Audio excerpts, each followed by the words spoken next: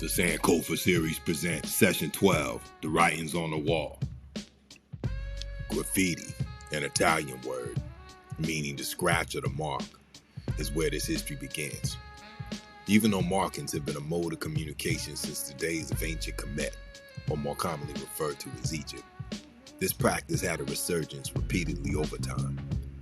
We're picking up the story around 1968, Philadelphia, Pennsylvania, where the writing on the wall was repopularized by tags such as cornbread. Indeed, long before the giant murals, fashion runways, larger-than-life art shows, and unlikely street art millionaires, modern graffiti art got its start in the belly of a Philadelphia juvenile corrections facility, with a single word scrawled in small caps across a cell wall: cornbread. Yeah, that's right. Founding writer, tagger, graffiti artist, pioneer Cornbread spent his days and nights hunting for fresh spots, scrawling his newly acquired moniker on nearly every surface he found in the YDC. He tagged the visitor hall, chow hall, the church, the bathrooms, everywhere. He was writing cornbread so obsessively that the social workers thought he might be suffering from a mental disorder. Upon his release, Cornbread fell back with tagging. He later took to the streets of Philadelphia, PA, to join forces with other legends, tagging walls all across the city. The plan worked, and Cornbread's enigmatic tag soon inspired others. The city's walls growing dense with various names and numbers, each rider's trying to snag their share of the glory.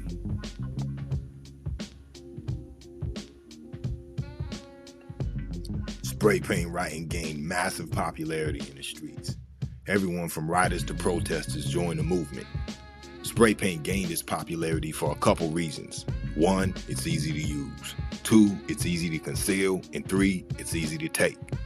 Using stolen spray paint became a token of street cred amongst the movement. As the movement grew, it was resisted by the power structure. So as a result, the movement resisted back. Riders and exciters like Cornbread, Cool Earl, and Klepto Kid became overnight sensations in their respective areas. But who actually first used the spray paint or aerosol can to put up is hard to say. Many credit this act to the Puerto Rican rider from Inwood, an area outside of Manhattan, New York City, who went by the rider tag Julio 204. According to the history, Julio 204 was operating in New York at the same time as Cornbread was operating in Philly, and also used spray paint. Julio 204's tags later inspired Taki 183 and sparked the mass movement in New York.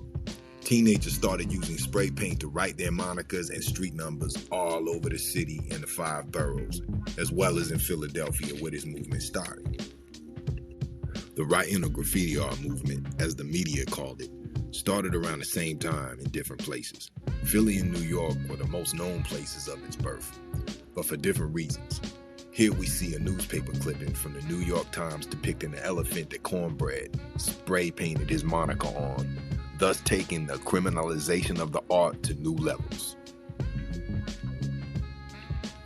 Other writers and exciters who appeared on the scene were cats like Taki 183, a Greek kid from northern Harlem who expanded tagging across the city and in turn made a great name for himself in the movement.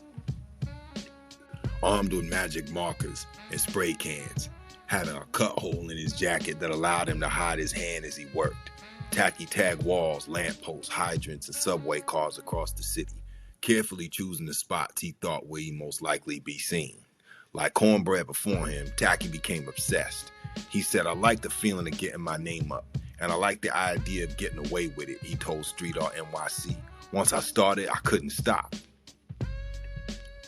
Taki worked as a bike messenger in the city, which allowed him to move about fluently and frequently.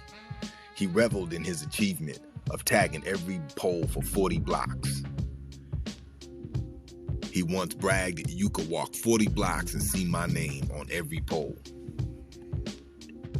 Next honorable mention is late founding pioneer Phase 2. Phase 2 was a writer who popularized the use of bubble letters. Like Cornbread, Julio, and Taki, he started in the 70s and eventually helped to form the United Graffiti Artists and spreading the growing hip-hop culture as a whole downtown from the Bronx to Manhattan. Long live the great Phase 2.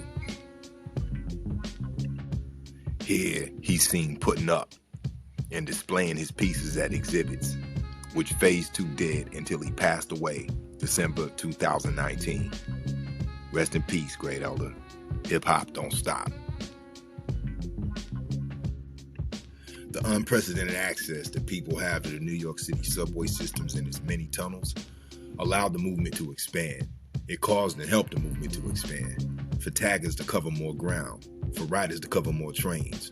The allure and the mystery of the graffiti world prompted more kids to take up the cause of the movement, especially if you was born in the 50s, which meant you were a teenager in the 70s, basically. It was a time when schools were cutting out art programs. Kids were finding other ways to get out their artistic talents and expressions. These kids found that the bigger the pieces were on the trains and on the walls, the more accessible they were to different kids across the city, and going all city to riders and exciters was what the movement was all about. That's been the nature of hip-hop since its inception. As boredom burned, a desire to create was ignited, and inspiration was sparked. Kids created their own media in this case, riders and exciters, often modifying spray paint cans. They found that nozzles on the spray paint cans were not best for painting crisp lines or working fast. So experimentation took place between different brands and cans and nozzles. Swiping nozzles off of every aerosol product became a way to see which can fit best and create an optimal piece. So as you probably can imagine, American spray paint companies were reluctant to upgrade their materials to appeal to the graffiti market. Graffiti was so closely associated with vandalism by now, companies didn't want to encourage this behavior, especially younger buyers. The prominent spray paint companies were Krylon and Rust-Oleum, and there weren't many other options to obtain paint here in the United States. The European spray paint companies, however, like Molotov and Montana, were willing to collaborate with street artists. So brands like Krylon, Rust-Oleum, however, which are classified to be working man's paint, kind of created a stigma or an elite in the global spray paint market, trying to maintain a hierarchy and control over the sales and the movement of spray paint, which of course and obviously did not and has not worked. Hip hop don't stop. Again, as you can imagine, over time, laws were created for selling spray paint to teenagers to be illegal. And even if you go into art stores today, you still see the spray paint in cages that are locked. Well, this is where that came from. This new prohibition did not work, again, to stop the movement. The next best thing was to simply resort to stealing it, as had been done earlier in the movement. The logic and the rationale of the writers and the exciters in the movement was, if you're already going to be in trouble or face misdemeanor or felony charges for, quote, defacing property with graffiti art, why not add stealing to the rap sheet? We do not condone in any way, shape, or form stealing or criminal activity. The producers of this video. Hip hop don't stop. The writing, the art, and the graffiti was frequently thicker in tourist areas like Soho and downtown and on the trains for greater visibility. The more you were seen, the more you was known. The more you was known, the more you had a name. Writing and exciting. Driven by the competitive nature of urban life, these writers used whatever they could find, from shoe polish to industrial markers, to spread their tags across the city, eventually painting subway trains at night to ensure their work made its way across New York's 5 boroughs, taking their name all city in the process. This is what writing and exciting was all about, y'all. Hip hop don't stop. The story of graffiti writers, their role in public discourse, putting hip-hop on the map, creating revolutionary art forms, and sending political messages nationally and globally, is something that happened in other places besides New York and Philadelphia, like Los Angeles, Oakland, Miami, Florida, London, England, and so on.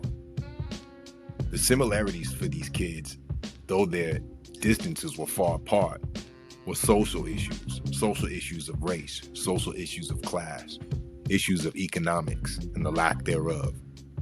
These social similarities drove a common bond between these early writers and exciters, pushing and promoting political, economic, and cultural messages throughout the 5 boroughs, across the 50 states, and around the world. In the mid-70s, with tags going up on walls across New York City and subway cars surfacing each morning, covered in elaborate new pieces, graffiti art became a political target, as well as an outlaw. Though many in the public appreciated the burgeoning form, New York City mayors like John Lindsay and Edward Koch vowed to crack down on what they saw as a symptom of a larger urban problem in the city. The writers soon fought back with waves of protest graph. Using subway system maps and shared intelligence, they warned each other about which spots were safe and which ones was hot. Such circumstances also fostered a new climate of creative innovation. Writers began experimenting with new lettering styles and flourishes, embellishing their own tags with stars, flowers, crowns, characters, eyeballs, and simpler tags. These developments set the stage for new styles and new forms, intricate wild style brands of writing, unique styles which help transition graph from simple words scribbled on lampposts to epic artworks admired around the world on walls, freight trains, subway trains, what have you. These writers and exciters and their spray paint art changed the game by maintaining an out-of-this-world feel. These larger-than-life pieces were mystifying. There was truly nothing like seeing larger-than-life names in comics passing by on a train. At a time where art was not encouraged, graph stood out from the status quo, creating a world of its own. Planet Rock. Hip-hop don't stop. The writers, exciters, founders, and pioneers of the first generation had limited access to view art in museums or to take art classes in school. Writing, or graffiti, was their scope of reference for being creative. Despite attempts to restrict sales, outlaw graffiti as an art and as vandalism, the art still persists and exists all around the world. Thank you for your time. May peace be with you. And always remember, in the words of the great late Malcolm X, the future or tomorrow belongs to those who prepare for it today. Sankofa. Ashe.